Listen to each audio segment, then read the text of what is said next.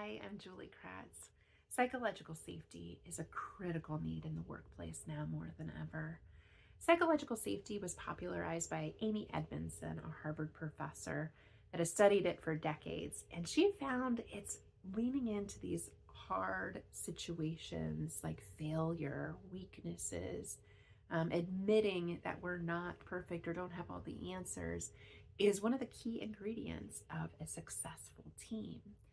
When we don't have the fear of retribution for these seemingly unsafe behaviors, workplaces can thrive, leaders can thrive, and more importantly, Google found in their Project Aristotle that it's the number one success factor in a high performing team is psychological safety.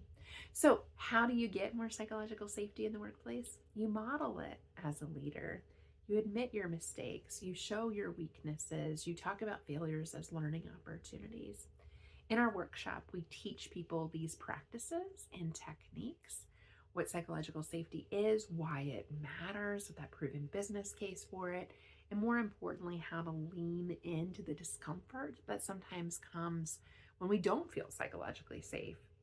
The only way to get more psychological safety is to practice it yourself and to model it so that others learn to mirror and match that behavior.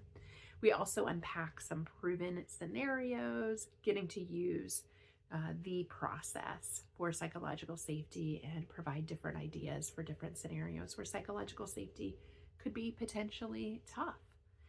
Uh, we invite you to learn more about psychological safety and how Next Pivot Point could help at nextpivotpoint.com.